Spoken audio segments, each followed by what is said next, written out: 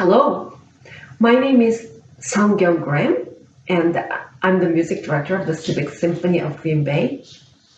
I want to tell you a little bit about the orchestra.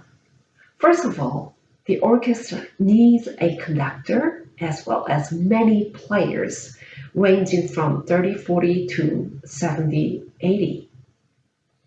The conductor is like a traffic cop who directs which instrument comes in when and how they need to play together. Because every player can have a different speed and interpretation of the music, it requires a conductor to make those decisions. And the conductor uses a cool tool like this one. It's called baton, and it helps for players to watch the conductor in distance. The orchestra consists of four sections: strings, woodwinds, brass, and percussions. The string family is very important because it is the only family that makes the orchestra unique and different from any other ensembles. The string family consists of the first and second, violins, viola, cello, and double bass.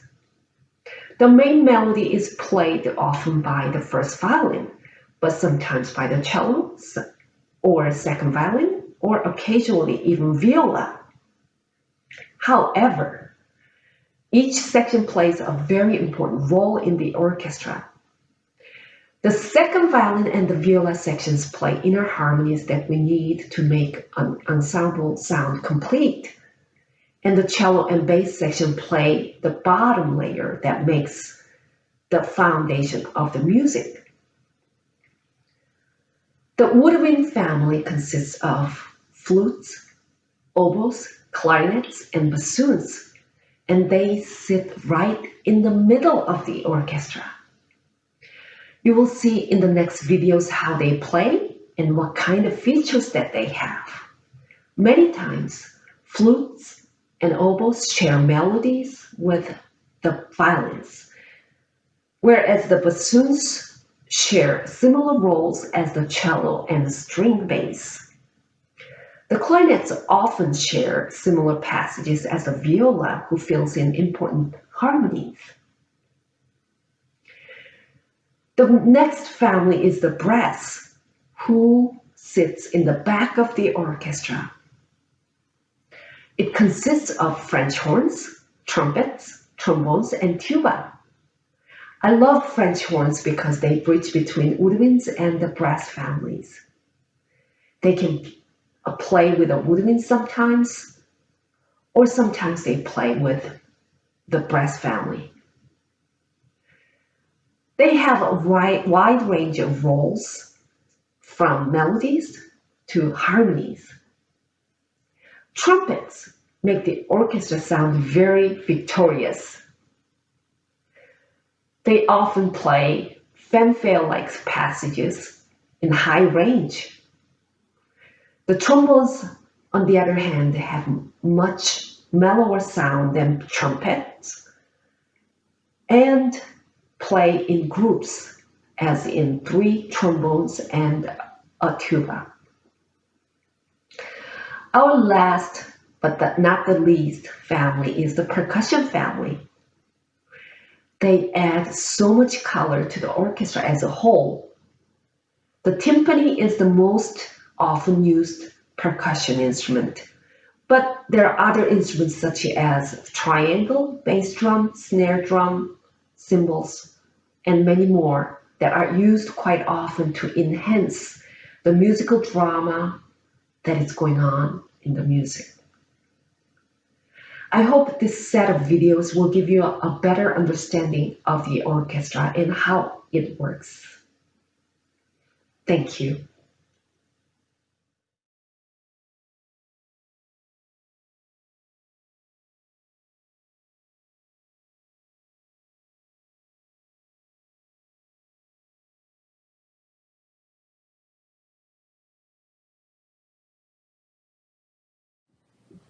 Hi there.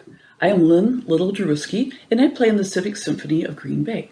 I'm here to tell you about flutes and piccolos. Let's start with some music. The melody I'm going to play first comes from Tchaikovsky's Sixth Symphony, the Pathétique. In this part of the music, the orchestra is quite loud, and the flutes are playing many notes very quickly in order to add a bright and exciting sound to the melody as it becomes a happy march.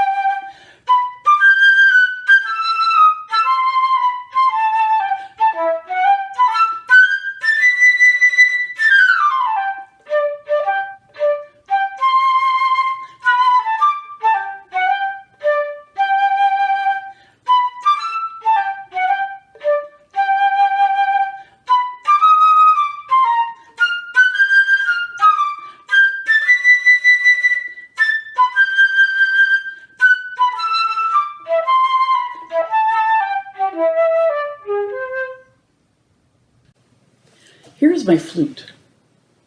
Flutes are made of silver or a metal alloy. It has a key for every finger and sometimes 2 or 3 keys per finger. You play a flute by shooting the airstream across the embouchure hole. Some of the air will go in and some will go across the top. It has a range of about 3.5 octaves. So here's my lowest note. And here's a really high one. There are between 2 and 4 flutes standardly in an orchestra. One of them usually doubles on piccolo as well. We sit pretty much in the middle, like behind most of the string players and in front of the brass and percussion.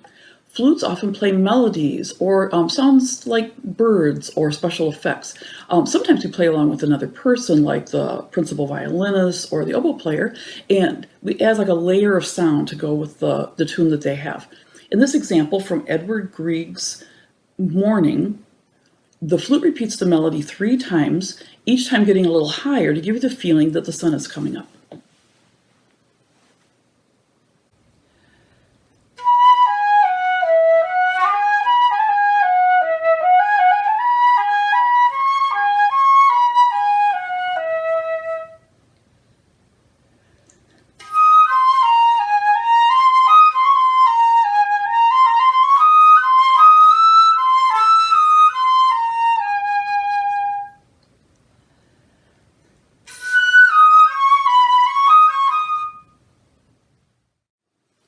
Flutes can also be quite playful, as shown in this example from Leonard Bernstein's Overture to Candide.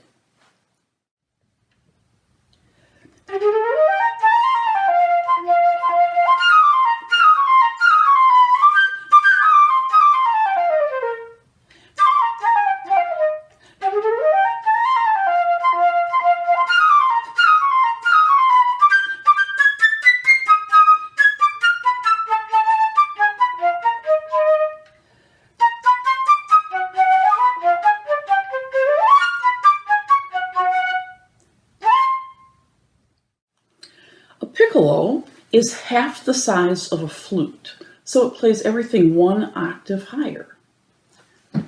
Let's show you how that sounds. That's the lowest note it will play. I can get pretty high. A piccolo is made pretty much like the flute. The fingerings are almost always the same. It's made from wood. Some are also made from metal, and some are made from even plastic.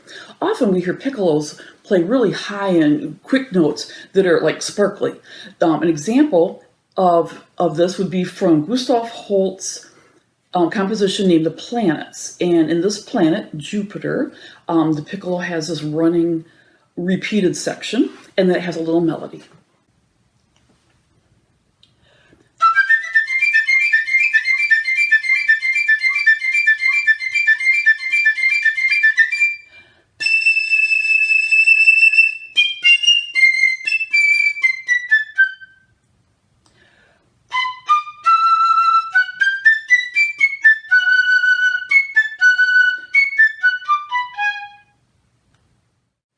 In this last example for piccolo, I'm going to play from a selection by Rimsky-Korsakov called Capriccio Espagnol, and this is the Alborada.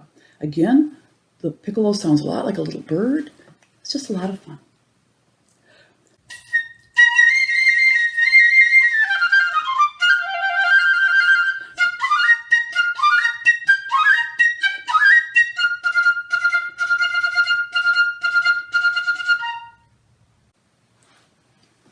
From me and the Civic Symphony of Green Bay, thank you for watching.